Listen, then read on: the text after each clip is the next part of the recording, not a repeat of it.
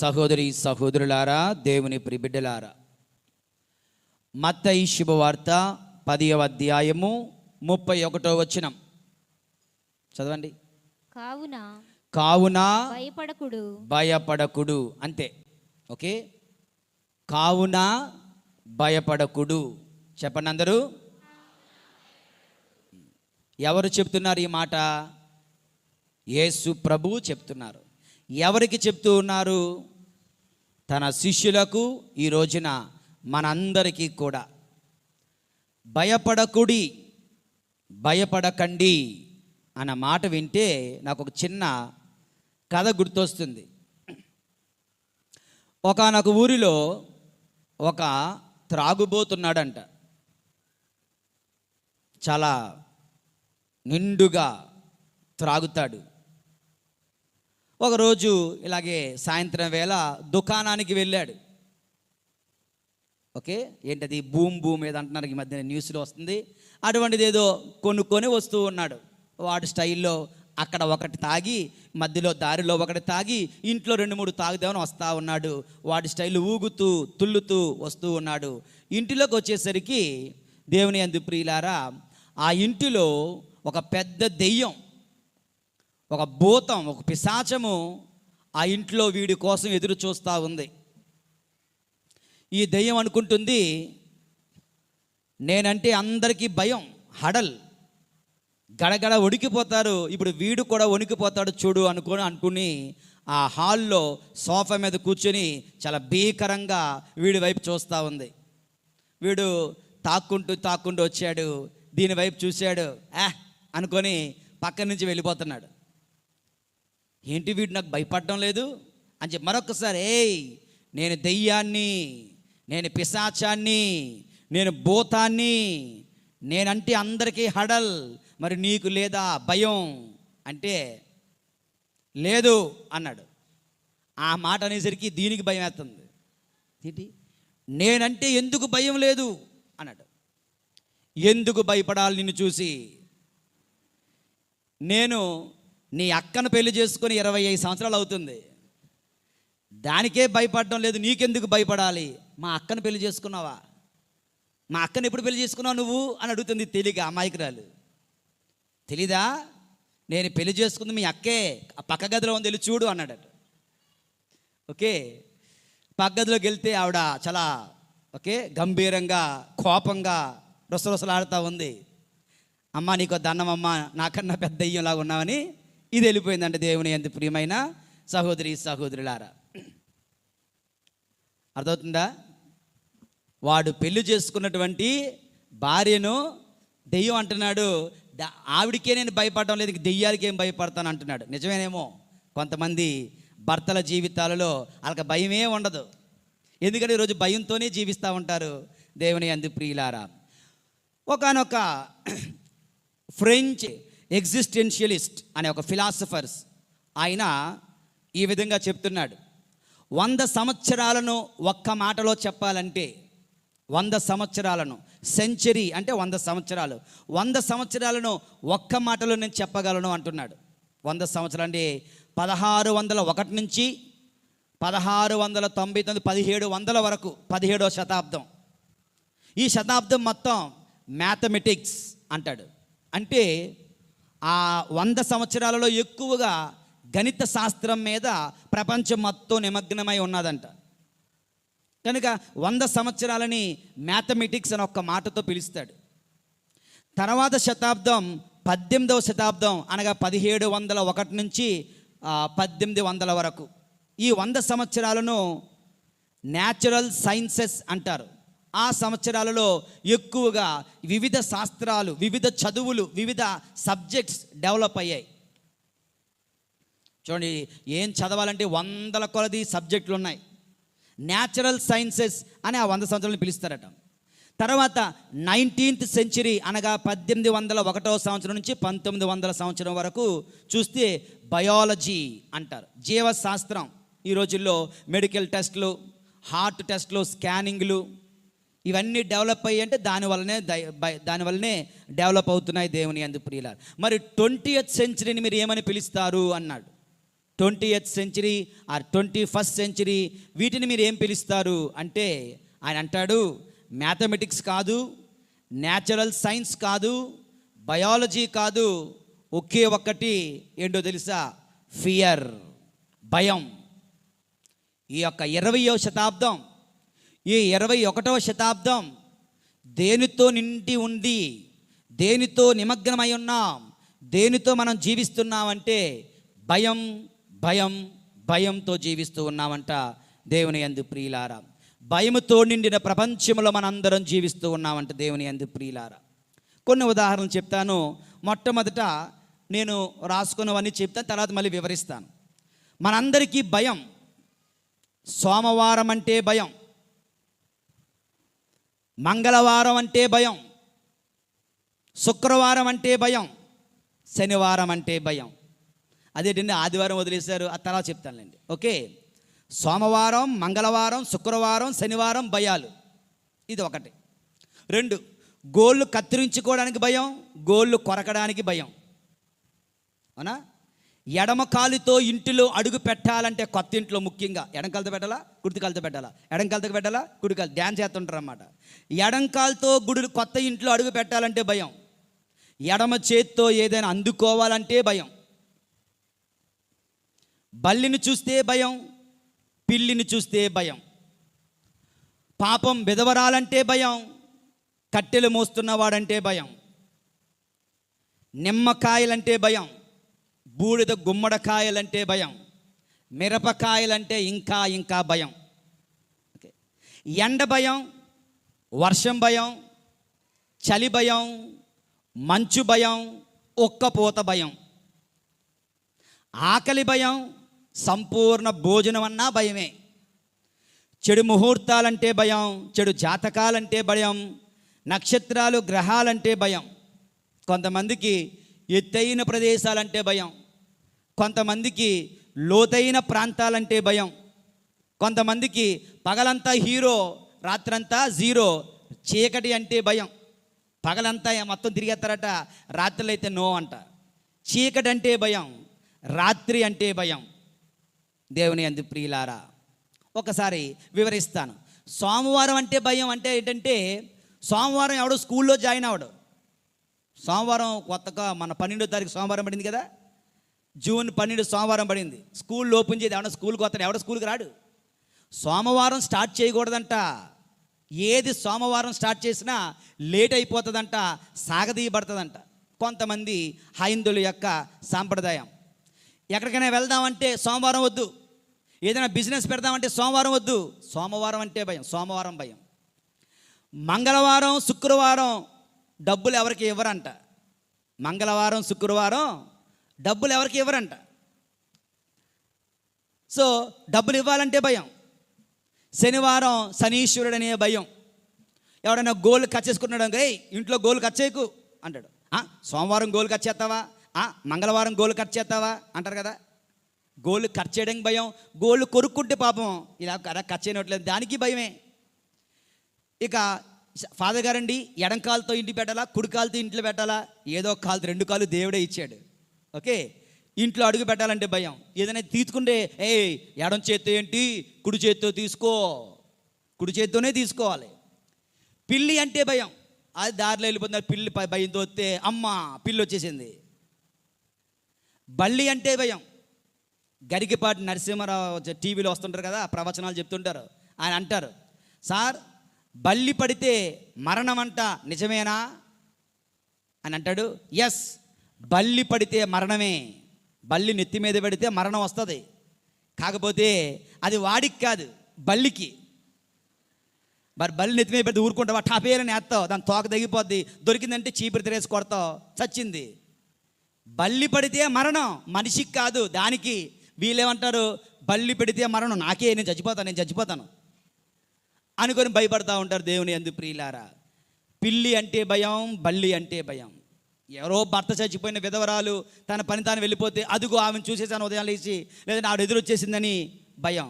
కట్టెలు మోసుకుని వస్తే నిన్ను కూడా కాల్చేస్తారు ఆ కట్టెలతోనే, కనుక బయటికి ఆడికి వెళ్ళకు అంటారు. ఓకే, నిమ్మకాయలు, ఉదయాన్నే వాకింగ్ వెళ్తా, ఉదయాన్నే కొంచెం నెమ్మదిగా వెళ్తాను, 7 గంటలకు అలాగా కంగారు లేదని చెప్పేసి వెళ్తుంటే ఈ షాపులో తీస్తుంటారు కదా, షాపులో తీసి ఒక వెమ్మకానికి గిర్రని విసురుతాడనమాట. అది డైరెక్ట్గా నా కాళ్ళ దగ్గరికి వస్తుంది, నా దగ్గరికి వస్తుంది రోజు. నేను ఫుట్బాల్ ఆడాలా దీన్ని, వాడు షాపులో నిమ్మకాయలతో ఆడేసి ఇసిరేస్తాడన్నమాట నా మీదకి. రోజు 4-5 నిమ్మకాయలు తనుక్కుంటూ వెళ్తుంటానులేండి. నిమ్మకాయలంటే భయం. బూడిద గుమ్మడికాయ ఈ అమెరికాలో, ఫారెన్ కంట్రీస్లో బెస్ట్ ఫుడ్ అది. అందులో ఉన్నటువంటి లవణాలు, అందులో ఉన్న విటమిన్స్ ఎందులోనే ఉండవంట. కానీ దౌర్భాగ్యం ఏమంటే మన భారతదేశం వాళ్ళు దాన్ని బయటకు కడతారు. మంచిది అంటే తినాలి కానీ కట్టుకోవడం కాదు. బూడిద గుమ్మడికాయ మంచిది అంటే వండుకొని తినాలి. వాళ్ళు ఏం చేస్తున్నారు, బూడిద గుమ్మడికాయని బయట వేలాడదీస్తారు. భారతదేశంలో బూడిద గుమ్మడికాయ ఎవరు తినరుగా, పెద్దగా తినరు. కానీ ఫారెన్ దేశాల పంపికిన్ కదా, అందులో వారు ఎక్కువగా తినేది బూడిద గుమ్మడికాయే. దేవుని యందు ప్రియుల, మిరపకాయలు అంటే ఇంకా భయం. కనుక ఏం చేస్తారు, బండికి కట్టేయి, కారుకి కట్టేయి, ఇంటికి కట్టేయి, ఎక్కడ పడితే అక్కడ కట్టేయి. ఇంకా మనకి ఎండ గురించి, అమ్మమ్మ ఎండ గుడికి రాను, అమ్మమ్మ వర్షం అస్సలు రాను. ఓకే, ఎండ అంటే భయం, వర్షం అంటే భయం. ఇక ఆకలి అంటే భయం, ఆకలి తట్టుకోలేం. పోనీ మంచి హోటల్కి తీసుకుని వెళ్ళి, మంచి పెళ్ళికి తీసుకుని వెళ్ళి కడుపు నిండా తినరా అంటే, అయ్యి బాబోయ్ ఇంత తినలేను, ఇది తినలేడు, ఆకలికే ఉండలేడు. ఇలా జీవితం అంతా దేవుని యందు ప్రియమైన సహోదరి సహోదరులారా అడుగడుగున భయముతో జీవిస్తూ ఉండగా ఈ రోజున యేసు ప్రభు వచ్చి అంటున్నాడు, మీరు భయపడకండి, మీరు భయపడకండి. ఎవరికి భయపడకూడదు, ఎందుకు భయపడకూడదు? నెక్స్ట్, ఒకవేళ భయపడవలసి వస్తే ఎవరికి భయపడాలి, ఎందుకు భయపడాలి? అంతే. ఈరోజు మన ధ్యానాంశం చాలా చిన్నది. ఎవరికి భయపడకూడదు, ఎందుకు భయపడకూడదు? ఒకవేళ భయపడాల్సి వస్తే ఎన్ని భయాలు వదిలేసి జీవిస్తున్నాం. ఈ భయంతో జీవిస్తున్న మనం ఉండాల్సిన భయం, కావలసిన భయం లేకుండానే జీవిస్తున్నాం. అదే దైవ భయం, అదే పాపభీతి, అదే నరకమంటే భయం, అదే నా తండ్రిని, నా ప్రభుని, నా యేసయ్యను బాధ పెడుతున్నానే అన్న భయం. అది లేకుండా జీవిస్తున్నాం. ఉండాల్సిన భయం ఉండడం లేదు, ఉండకూడని భయం నిండుగా టన్నుల్లో మనలో ఎప్పుడు ఉంటుంది.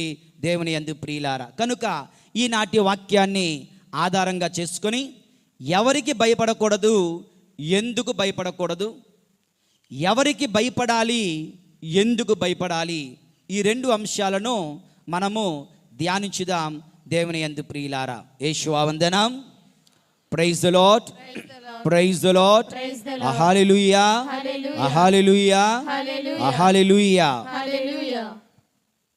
మొట్టమొదటిది మత్తయి శుభవార్త 10వ అధ్యాయము 28వ వచనం. శరీరమును మాత్రము నాశనము చేయగలిగి ఆత్మను నాశనము చేయలేని వానికి భయపడకూడదు. చదవనమ్మా. ఆత్మను శరీరమును కూడా నరక కూపమున నాశనము చేయగలవానికి మీరు భయపడండి. దేవుని యందు ప్రియమైన సహోదరి సహోదరులారా, దైవ సేవలో, క్రీస్తు పరిచర్యలో, సువార్త ప్రకటనలో, క్రైస్తవ జీవితాన్ని జీవించడంలో మనందరం, మనుష్యులమైన మనందరం భయపడకూడదంట. ఎవరికి?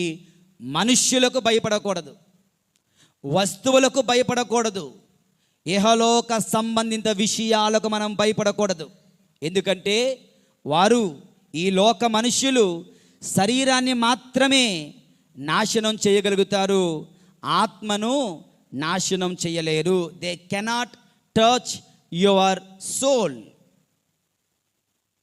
నీ శరీరాన్ని వాళ్ళు నాశనం చేయగలుగుతారు, నీ ఆత్మను వాళ్ళు నాశనం చేయలేరు.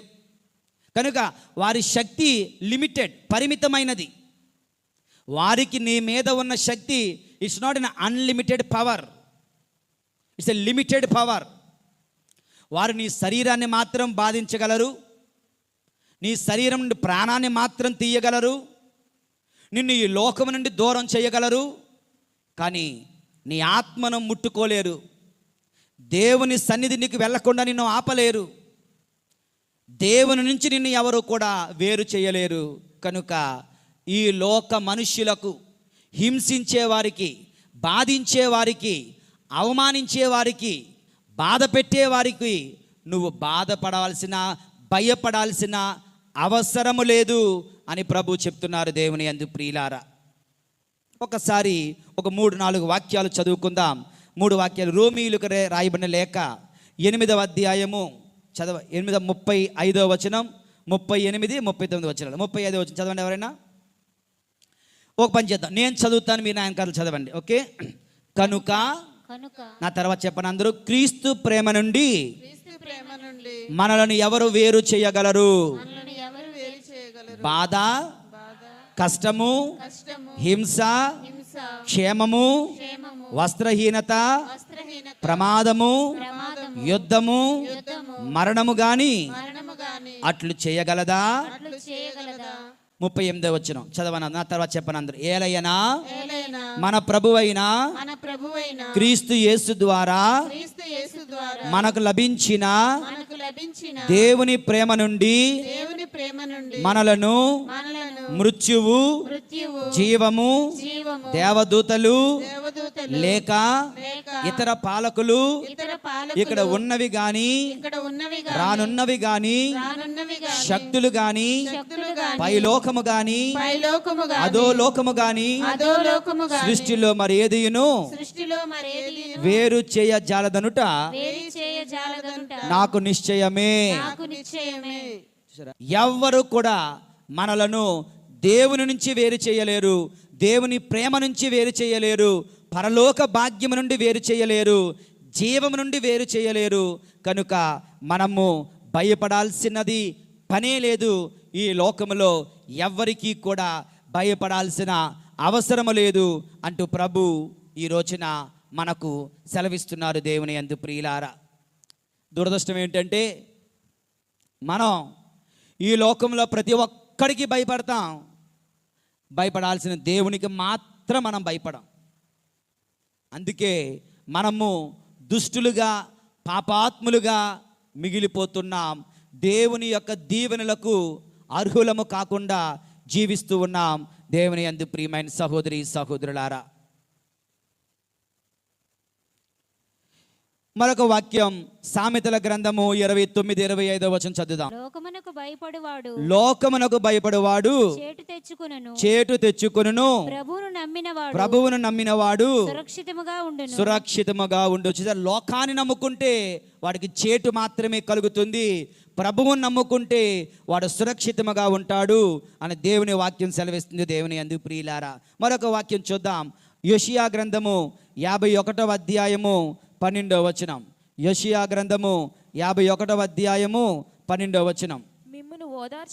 మిమ్మును ఓదార్చుటకు నేనున్నాను కదా, గడ్డి వలె క్షణమాత్రమైన జీవి అయిన నరమాత్రునికి మీరు భయపడవలనా. దేవుని యందు ప్రియులారా, నీ ఫ్రెండ్ ఒకడు నిన్ను తప్పు చేయమని పిలుస్తున్నాడు. ఓకే, నీ ఫ్రెండ్ ఒకడు నిన్ను తప్పు చేయమని పిలుస్తున్నాడు. దేవునికి అది అంగీకారం కాదు. నువ్వేం చేస్తావు?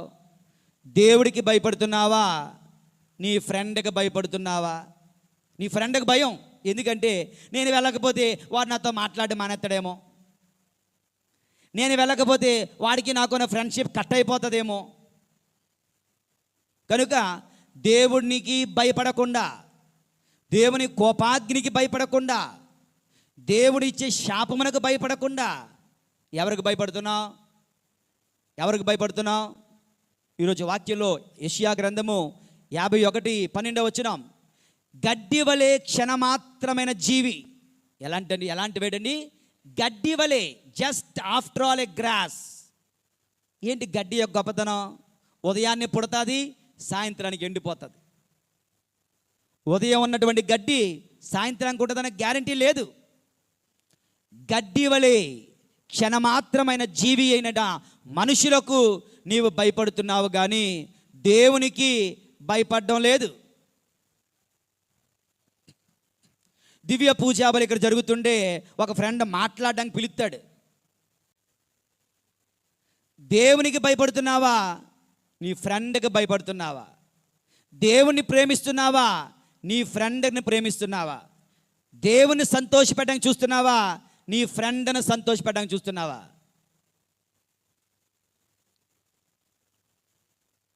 దేవుని యందు ప్రియులారా, మనుష్యులకు మీరు భయపడకండి. Don't care for human beings. వాళ్ళు మనల్ని ఏం చెయ్యలేరు.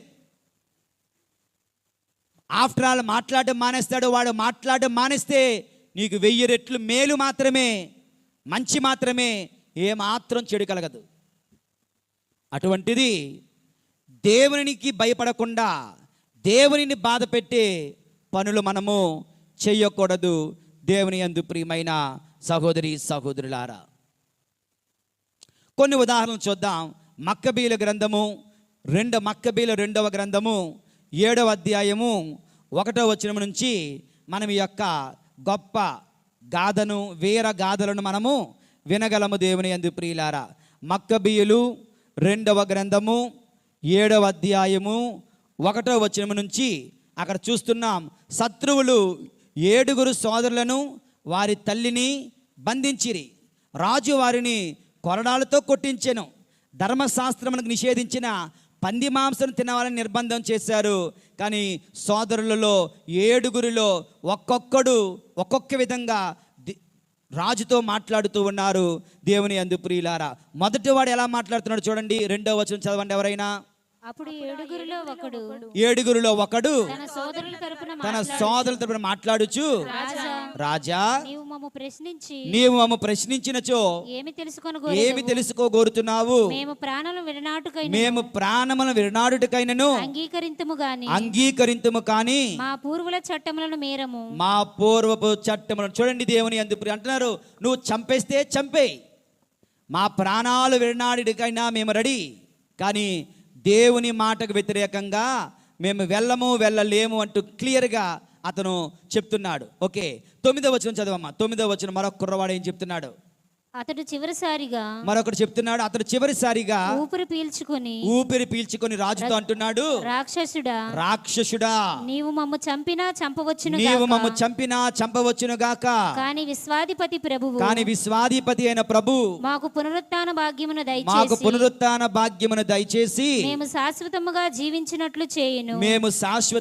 జీవించినట్లు చేయును. కనుక మేము దేవుని ఆజ్ఞలకు బద్దులమవుతాం కానీ మా ప్రాణాలైనా కోల్పోతాం కానీ నీకు మాత్రం మేము భయపడమంటూ రాజుగారికి సైతం భయపడకుండా ఉన్నటువంటి ఈ యవనస్తుని మనం చూస్తున్నాం. 11వ వచనంలో మరొక కుర్రవాడు చూద్దాం. 11వ వచనం. అతడు అంటున్నాడు ధైర్యముతో, దేవుడే నాకు ఈ అవయములను దయచేసెను. దేవుడు నాకు ఈ కాళ్ళు చేతులు ఇచ్చాడు, కానీ వీనికంటే ప్రభు ఆజ్ఞలు విలువైనవి. ఈ నా కాళ్ళు చేతులు నువ్వు నరికేస్తే నరికేసుకో, ఈ కాళ్ళు నా చేతుల కన్నా విలువైనవి నా దేవుని ఆజ్ఞలు.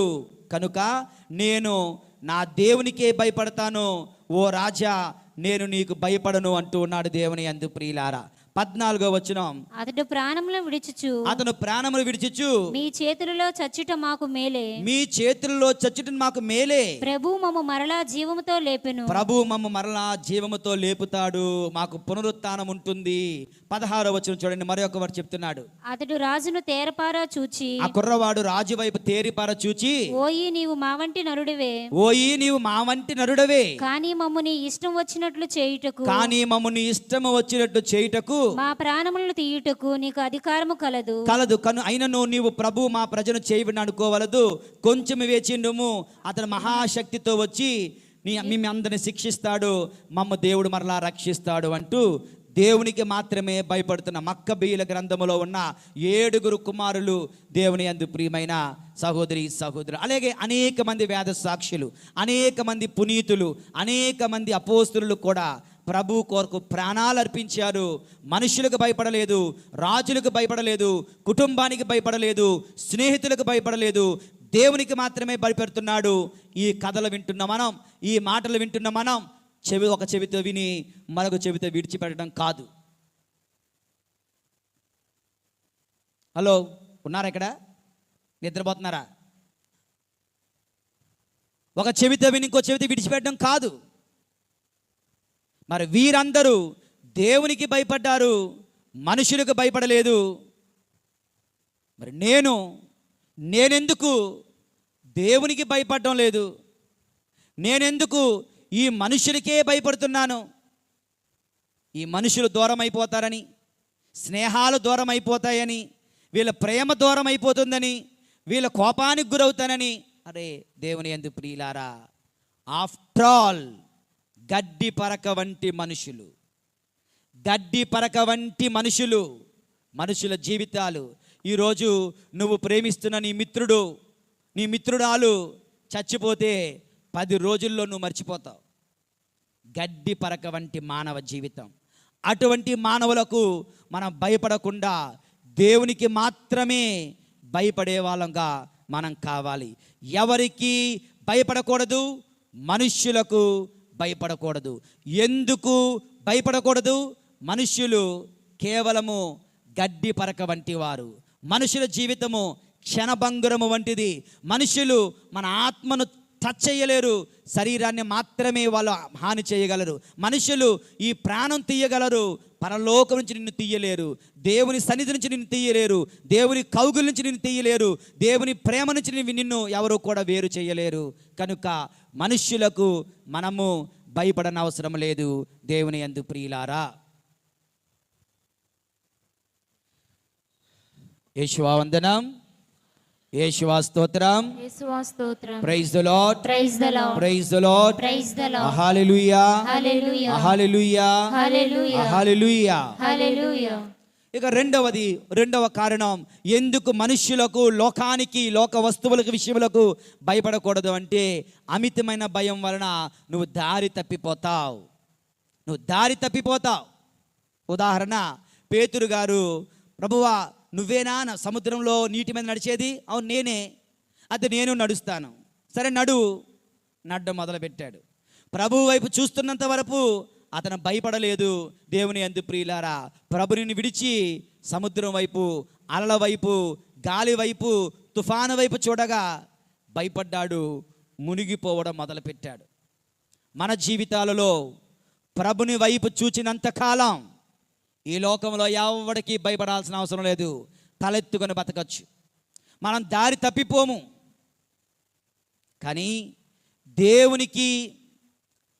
దేవునికి మనము భయపడితే మనుషుల ముందు మనం తలెత్తుకొని బతకవచ్చు. మనుషులకు భయపడితే, మానవులకు భయపడితే దారి తప్పిపోతా. అమితమైన భయం నేను దేవుని సన్నిధి నుండి దూరం చేస్తుంది. జాగ్రత్త. Loss of mission, loss of purpose in life.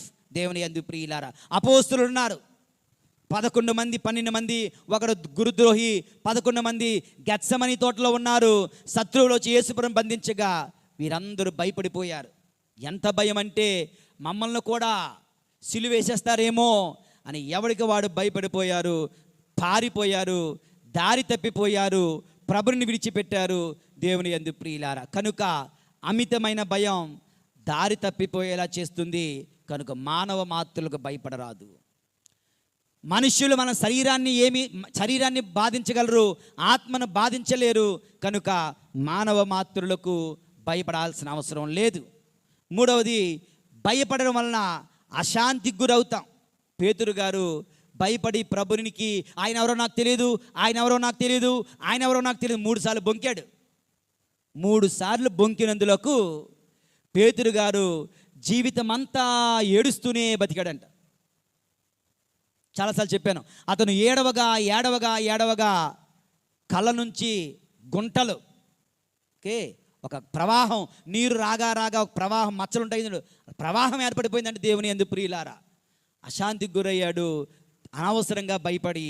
దేవుని యందు ప్రియమైన సహోదరులారా, ఇక 4వ కారణం ఎందుకు మనం మానవ మాత్రులకు భయపడనక్కర్లేదు అంటే 29వ వచనం 30వ వచనం మనకు సమాధానం ఇస్తుంది. దేవుని యందు ప్రియమైన సహోదరులారా, 29వ వచనం చదువు. మత్తయి సువార్త 10వ అధ్యాయం. ఒక కాసుతో మీరు 2 పిచ్చుకలను కొనగలుగుదురు. ఒక్క కాసుతో మీరు 2 పిచ్చుకలను కొనగలరు. కానీ మీ తండ్రి సంకల్పము లేనిదే వానిలో ఏ ఒక్కటియు నేలకు వరగదు. దేవుని పిచ్చుక ఎంత ఉంటుంది? పిచ్చుక మహా అయితే నీ మూడు అంగుళాలు, నీ వేరంత ఉంటుంది పిచ్చుక. ప్రభు అంటున్నాడు, ఆ పిచ్చుక సైతం దేవుని సంకల్పం లేకుండా మరణించలేదంట. అంటే పిచ్చుకను సైతం దేవుడు అంతగా ప్రేమిస్తే, నువ్వు పిచ్చుకన చాలా పెద్దోడివేగా, చాలా బరువే ఉన్నాగా, 100 కేజీలు, భూమికి బరువైనంత బరువు ఉన్నావు. మరి నిన్ను దేవుడు మర్చిపోతాడా? నిన్ను దేవుడు మర్చిపోతాడా? నిన్ను దేవుడు విస్మరిస్తాడా? ప్రియమైన సహోదరుడా, సహోదరి, పిచ్చుకను సైతం దేవుడు ప్రేమించగా, పిచ్చుక సైతం దేవుని చిత్తము లేకుండా, సంకల్పము లేకుండా, దేవునికి తెలియకుండా మరణించదంటున్నారే, మరి నీ పట్ల దేవుడు ఎంతగా ప్రేమ కలిగి ఉంటాడో ఒక్కసారి ఆలోచించండి. ప్రభు అంటున్నారు, మీ తల వెంట్రుకలు సైతము లెక్కించబడి ఉన్నాయి. మీ అమ్మకు నువ్వంటే ఎక్కువ ప్రేమ అనుకో, మీ అమ్మని వెళ్ళాడుగా, అమ్మ నా తలెంటికలు ఉన్నాయి, చెప్పగలదా? నన్ను కన్నావుగా, చెప్పలేవా? చెప్పలేదు.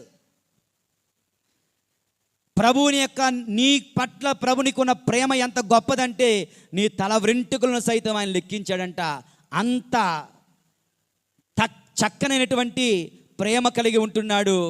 ఆయన్ను మనం విడిచిపెట్టి, ప్రియమైన సహోదరి సహోదరులారా, సర్వలోకానికి మానవులకు మనం భయపడుతూ జీవిస్తున్నామా? ఈ రోజున మొదటి ధ్యానాంశంలో 4 అంశాలు మనం నేర్చుకున్నాం. ఎవరికి భయపడకూడదు? మనుష్యులకు భయపడకూడదు. ఎందుకు భయపడకూడదు? మనుష్యుల శక్తి పరిమితమైనది, శరీరాన్ని ముట్టుకోగలరు, ఆత్మను ముట్టుకోలేరు. భయము వలన నేను దారి తప్పిపోతాను, భయము వలన అశాంతికి గురవుతాను. భయము, నేను భయపడను, ఎందుకంటే నా దేవునికి నా మీద అమితమైన ప్రేమ కలదు, కనుక నేను భయపడవలసిన అవసరము లేదు. ఈ మొదటి ధ్యానాంశాన్ని ముగిస్తూ ఒక చిన్న ఉదాహరణ చెప్తాను. ఒకరోజు అమెరికాలో అనుకుంటా, దేవుని యందు ప్రియులారా, ఒక స్త్రీ, ఒక లేడీ షాపింగ్కి వెళ్ళింది. డీమార్ట్కి లాగా షాపింగ్కి వెళ్ళింది, వస్తువులన్నీ కొనుక్కుంది, ఆ యొక్క డిక్కీలో వేసుకుంది, కారు పట్టుకొని నడుచుకొని వెళ్తూ ఉంది. వెనకాతల ఒక పెద్ద ట్రక్కు, ఆ ట్రక్కు డ్రైవరు పెద్ద ట్రక్కు పట్టుకొని వాళ్ళ వెనకాతల వెళ్తున్నాడు. ఈవిడికి భయం వేసేసింది. అరే, నన్ను ఎవడో ఫాలో అవుతున్నాడే అని భయపడిపోయి ఇంకా ఫాస్ట్గా నడుపుతుంది. ఆయన ఏం చేశాడు? ఇంకా ఫాస్ట్గా నడుపుతున్నాడు, వెనకాతల వెళ్తున్నాడు, ఆమెను విడిచిపెట్టడం లేదు. ఆవిడ ఎటువైపు వెళ్తే అటువైపు ట్రక్ డ్రైవర్ కూడా వెళ్తున్నాడట. వీడికి భయం వేసి, వీడెవడో నన్ను ఏదో చేయడానికి వస్తున్నట్టున్నాడే అని ఒక పెట్రోల్ బంక్ దగ్గర ఆగి దిగి అక్కడ పక్కన ఉన్న ఆఫీసులోకి వెళ్ళి నిల్చుందంట. వీడు కూడా వెనకాతలే వచ్చి ట్రక్కులోంచి దిగాడు, ఆమె దగ్గరికి వెళ్ళాడు. అమ్మా, నీ కారులో ఒక ప్రమాదం ఉంది, రండి చూపిస్తాను అని తీసుకొని వెళ్ళాడట. కారు వెనకాతల ఆ సీటు కింద ఒకడు పడుకొని ఉన్నాడు. ఎవడంటే ఒక రేపిస్ట్ అండ్ మర్డరర్. ఈమెను చంపడానికి, సమయం చూడడానికి, అదును చూచి ఈమెను చంపడానికి ఎదురు చూస్తూ ఒక మర్డరర్ ఆ కారులో సీట్ కింద కూర్చొని దాక్కొని ఉన్నాడు. ఇది ఆమె గమనించలే. వెనకాతల లారీ డ్రైవర్ ఆయన్ను గమనించి ఆమెను కాపాడడం కోసం వెనకాతలే వెళ్తూ ఉన్నాడు. దేవుని యందు ప్రియులారా, అదవుతుందా? కనుక మన ప్రభు నిరంతరము ఆ లారీ డ్రైవర్ ఏ విధంగా ఆమెను కనిపెట్టుకుని ఉన్నాడో, ఆమెను ఆ యొక్క మృత్యువు, ఆ మర్డరర్, ఆ హంతకుడు చేతికి చిక్కకుండా కాపాడుకున్నాడో, దేవుడు కూడా నిన్ను నన్ను నిరంతరము కనిపెట్టుకుని ఉంటున్నాడు, కాచికుంటున్నాడు, చూస్తూ ఉంటున్నాడు, గమనిస్తూ ఉంటున్నాడు, కాపాడుతూ ఉంటున్నాడు. అటువంటి దేవుణ్ణి ప్రేమించండి, అటువంటి దేవునికి భయపడండి. ఫేక్ లవ్, ఫేక్ ఫ్రెండ్షిప్ లాంటి వ్యక్తులకు, మనుషులకు దూరంగా ఉండండి. దేవుని యందు ప్రియమైన సహోదరి సహోదరులారా, ఇది మన మొదటి ధ్యానాంశం. ప్రియమైన సహోదరి సహోదరులారా, యేషువా వందనం, యేషువా స్తోత్రం, తండ్రి వందనం, తండ్రి స్తోత్రం, ఆత్మదేవా వందనం, ఆత్మదేవా స్తోత్రం, హల్లెలూయా, హల్లెలూయా, హల్లెలూయా. ఇక రెండవ ధ్యానాంశం, దేవుని యందు ప్రియులారా, ఎవరికి భయపడాలి, ఎందుకు భయపడాలి? దేవుని యందు ఎవరికి భయపడాలి, ఎందుకు భయపడాలి? దేవునికి భయపడాలి. సర్వశక్తిమంతుడైన దేవునికి భయపడాలి. సర్వము పైన అధికారము కలిగిన దేవునికి మనము భయపడాలి. కొన్ని 3 వాక్యాలు చూద్దాం. కీర్తనల గ్రంథము 96వ అధ్యాయము 4వ వచనం. కీర్తనల గ్రంథము 96వ అధ్యాయము 4వ వచనం. ప్రభువు మహత్యము గలవాడు, ప్రభువు మహత్యము కలవాడు, గొప్పగా స్తుతింపదగినవాడు, గొప్పగా స్తుతింపదగినవాడు, దైవములందరికంటేను ఎక్కువగా గౌరవింపదగినవాడు, ఎక్కువగా గౌరవింపదగినవాడు. దేవుని యందు ప్రియులారా, అందరూ చెప్పిన తర్వాత ప్రభువు మహత్యము కలవాడు, ప్రభువు మహత్యము గలవాడు, గొప్పగా స్తుతింపదగినవాడు, గొప్పగా స్తుతింపదగినవాడు, దైవములందరికంటేను ఎక్కువగా ఎక్కువగా గౌరవింపదగినవాడు. గౌరవింపదగినవాడు. అందరి దైవముల కన్నా ఎక్కువగా గౌరవం పొందాల్సిన వ్యక్తిని గౌరవిస్తున్నావా? అటువంటి వ్యక్తికి భయపడుతున్నావా? గుడిలో రాగానే ఎన్నోసార్లు ఆయన ముందు మోకాళ్ళు వంచి, ఆయనకు శిరములు వంచి, నడుము వంచి స్తోత్రము చెప్పాలి అని ఆ బుద్ధి మనకుంటుందా? ఆదివారం రోజున దివ్య పూజాబలిలో పాలు పంచుకోవడం లేదు అంటే నువ్వు దేవుణ్ణి అవమానిస్తున్నావని చెప్పాను. ఆదివారం రోజునే ఎన్ని పిక్నిక్లకి వెళ్తున్నాం మనం, ఎన్ని షికార్లకు వెళ్తున్నాం మనం. రే ఆదివారం పూజ మిస్ అవుతానన్నా ఇసుమంత భయమైన బాధైనా మనకుంటుందా? ఆలోచించండి. నీ విశ్వాసము, you can way your faith. ఒక త్రాసులో పెట్టి నీ విశ్వాసాన్ని కొలుచుకో. ఏమాత్రం బరువు తూగడం లేదు దేవుని యందు ప్రియులారా.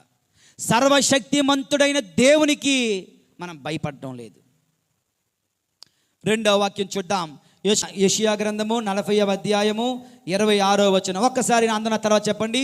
కన్నులెత్తి, అందరూ గట్టిగా చెప్పాలి. కన్నులెత్తి, కొంచెం గట్టిగా ఆకాశం వైపు చూడుడు. ఆ నక్షత్రములను ఎవడు చేసెను? వానిని సైన్యము వలె నడిపించువాడే కదా. అవి ఎన్నియో అతడు ఎరుగును. వానిలో ప్రతిదానిని అతడు పేరు పెట్టి పిలుచును. అతడు మహాశక్తి సంపన్నుడు కనుక ఆ తారలలో ఒక్కటిని తప్పిపోదు. మనందరం చిన్నప్పుడు ఆరు బయట పడుకొని లేదా మేడ మీద పడుకొని పైకి చూస్తూ అంటుంటాం కదా, నక్షత్రాలు లెక్కెడదామా? నక్షత్రాలు లెక్కెడితే కంతెలు వచ్చేస్తాయి అంటారు. ఏమో ఉట్టినే. ఓకే, నక్షత్రాలు లెక్కెడతాం. ఎక్కడెక్కడో లెక్కెట్టి మధ్యలో అయిపోయి ఎవరు లెక్కెడతాం వదిలేస్తాం. ఓకే, దేవుని యందు ప్రియులారా, నక్షత్రాలు నువ్వు నేను లెక్క పెట్టలేం, అవి ఎన్నో ఆయనకు తెలుసు అంట. వాటిని ప్రతి ఒక్క దానిని పేరు పెట్టి పిలిచే గొప్ప దేవుడు మన దేవుడు అంది. దేవుని యందు ప్రియులారా, లోయలను తన జానడతో తన చేతితో కొలుస్తున్నాడు. సముద్రాలను తన గుప్పెటిలో ఆయన భరించగలడు. సముద్రం మీద ఉన్నటువంటి ఇసుక రేణువులను తన గుప్పెట్లో బంధించగల శక్తిమంతుడైన దేవునికి మనం భయపడం. we don't care for him. After all, ఒక వీధి రౌడీకో, ఒక సర్పంచ్కో, ఒక సెక్రటరీకో, ఒక వాలంటీర్కో జిందాబాద్, జై హింద్ వాలంటీర్లు ఫీల్ అవుతారేమో. ఓకే, దేవుని యందు ప్రియమైన సహోదరి సహోదరులారా, ఆఫ్టర్ ఆల్ వీళ్ళందరికీ మనం భయపడుతున్నాం, దేవునికి మనం భయపడుతున్నామా? ఆ దేవుడు ఎంత గొప్పవాడో మనం చూస్తున్నాం. దేవుని యందు ప్రియులారా, ఇర్మియా గ్రంథము 32వ అధ్యాయము 17వ వచనం. ప్రభువైన యావే స్వీయ శక్తితో సొంత శక్తిచే చాచిన నీ బాహుబలముతో నీవు భూమి ఆకాశం చేసితివి. నీకు అసాధ్యమైనది ఏమీ లేదు. ప్రభు అంట తన సొంత శక్తితో ఈ భూమిని ఆకాశాన్ని చేశారంట. తన సొంత శక్తి చేత సర్వం సృష్టించాడు. ఆయనకు అసాధ్యమైనట్టు ఏమీ లేదు. అటువంటి వ్యక్తికి మనము భయపడాలి దేవుని యందు ప్రియులారా. ఇక 2వది, ఎందుకు ఎవరికి భయపడాలి? సర్వశక్తిమంతునికి, సర్వాధికారికి, సర్వమును సృష్టించిన ప్రభునికి మనం భయపడాలి. ఇంకా ఎందుకు ఆయనకు భయపడాలి? మత్తయి సువార్త 10వ అధ్యాయము 28వ వచనం బి, రెండవది, ఆత్మను శరీరమును కూడా నరక కోపమున నాశనము చేయగలవానికి మీరు భయపడండి. వీడు మనుషులు శరీరాన్ని మాత్రమే హాని చేస్తారు, దేవుడు శరీరాన్ని ఆత్మను కూడా నాశనం చేయగలడు.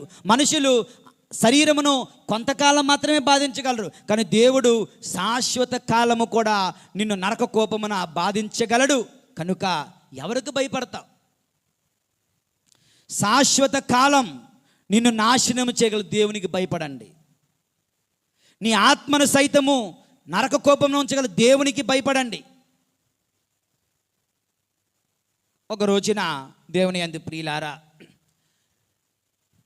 ఆర్చ్ డైస్ ఆఫ్ క్యాంటర్బరీలో ఆర్చ్ బిషప్ లాటిమర్ అనే బిషప్ గారు ఉన్నారు. ఆ రోజుల్లో 11వ శతాబ్దంలో ఆర్చ్ బిషప్ని రాజులు అభిషేకించేవారు. రాజు ఆర్చ్ బిషప్ని ఎన్నుకునేవాడు. కనుక ఆర్చ్ బిషప్ రాజుగారు చెప్పినట్లు చేయాలి. ఒకరోజు రాజుగారు పూజకు వచ్చారట. వచ్చి ముందు లైన్లో కూర్చొని దేవుని వాక్యాన్ని వినడానికి సిద్ధపడ్డారు. ఇక ఈ ఆర్చ్ బిషప్ గారు లాటిమర్ అనేవాడు పూజ వస్త్రాలు వేసుకొని ప్రసంగం చెప్పడానికి వస్తున్నాడు. భయపడుతున్నాడు. రాజుగారు ఉన్నారు. అంటున్నాడు తనలో తాను, Latimer Latimer, be careful for what you speak, for the king of this nation is here. Latimer, జాగ్రత్తగా మాట్లాడు, ఈ రాజ్యానికి అధికారి అయిన రాజుగారు ఇక్కడే ఉన్నారు, జాగ్రత్త, ఏదైనా మాట్లాడేవా పేగ తెగిపోద్ది. తనలో తాను చెప్పుకుంటున్నాడు. మరి కొంతసేపటికి తన హృదయంలో పరిశుద్ధ ఆత్మదేవుడు మాట్లాడుతున్నాడు. ఏమని? Latimer, be careful for what you speak, for the king of kings is here. నువ్వు ఈ రాజు ఉన్నాడని భయపడుతున్నావా? గుర్తుంచుకో, ఏం మాట్లాడుతున్నావో. లోకానికి అధిపతి, రాజులకే రాజు, ప్రభువులకే ప్రభు అయిన దేవుడు ఎక్కడున్నాడని మర్చిపోకు అన్నాడు. వెంటనే ధైర్యంగా రాజుగారు చేస్తున్న అక్రమాలను, అకృత్యాలను దేవుని వాక్యంలో ఎత్తి చూపించాడు. దేవుని యందు ప్రియులారా, ఇక్కడుండి మాట్లాడేటప్పుడు నాకు వ్యతిరేకంగా మాట్లాడితే వ్యతిరేకంగా మాట్లాడి తీరాలి. ఎందుకంటే మనుషులకు భయపడే వ్యక్తులం మేము కాదు. ఆఫ్టర్ ఆల్ ఏం చేస్తావు?